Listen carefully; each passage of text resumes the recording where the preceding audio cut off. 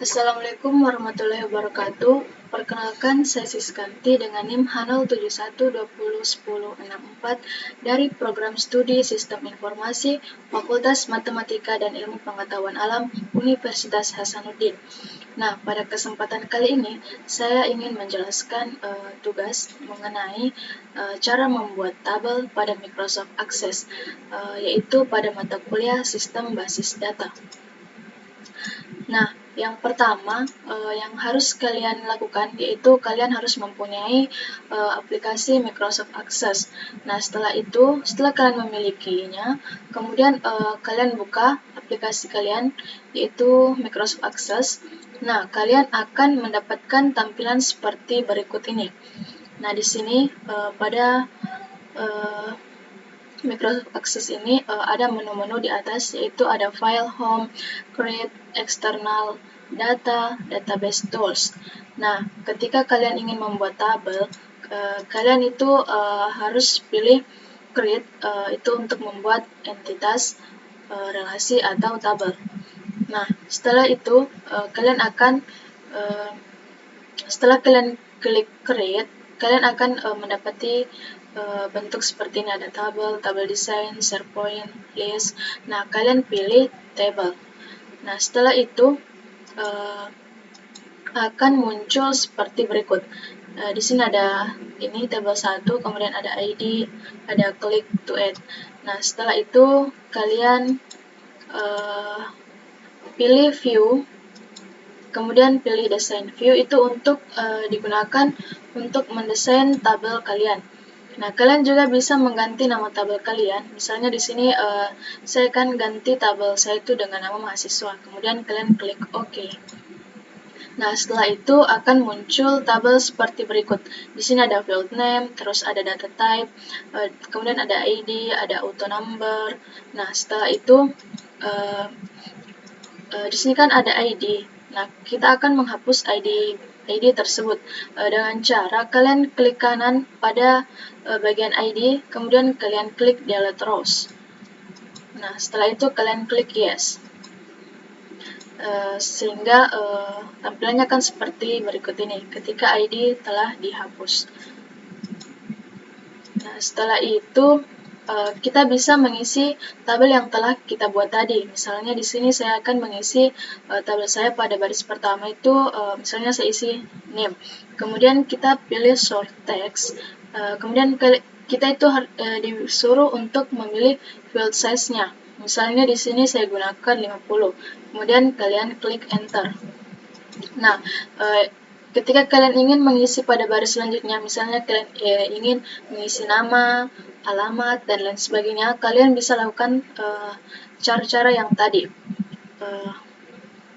Kemudian, misalnya kalian juga ingin membuat lagi tabel, kalian bisa lakukan cara-cara yang dari awal tadi membuat tabel. Misalnya di sini saya juga akan membuat tabel dengan nama, KRS, dengan mata kuliah. Nah, setelah itu di sini saya sudah punya 3 tabel, yaitu ada tabel KRS, tabel mahasiswa, sama tabel mata kuliah. Nah, setelah itu saya akan melanjutkan pada bagian relationship. Untuk melanjutkan ke relationship, saya akan tekan pada menu di atas itu, saya akan pilih database tools. Nah, di sini ada pilihan yang mana ada field basic, ada run macro, ada relationship. Nah, di sini saya akan pilih relationship.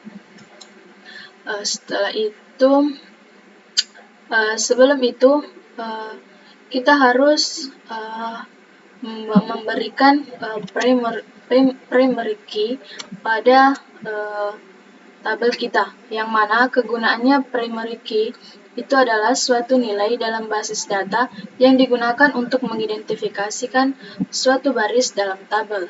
Nah, misalnya di sini saya punya tabel mahasiswa, kemudian saya punya baris ini isinya itu name. Nah, itu saya akan berikan primary key pada name. Kemudian saya akan klik pada bagian name. Saya akan klik kanan, terus saya akan pilih primary key, sehingga akan muncul seperti ini. yang di samping kanan ini. Nah, di sini pada bagian name ini telah diberikan primary key. Nah, misalnya lagi saya di sini punya tabel KRS, kemudian saya akan memberikan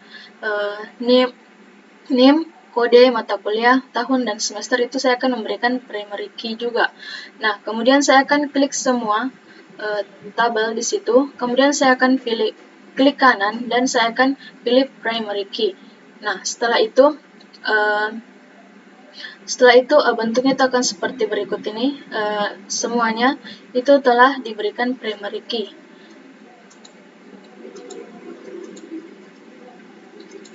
Nah, setelah itu di sini saya akan merelasikan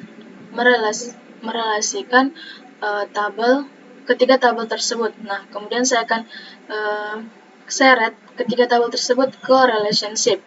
Misalnya seperti berikut. Nah, kemudian di sini saya akan merelasikan NIM di tabel KRS dengan NIM di tabel mahasiswa.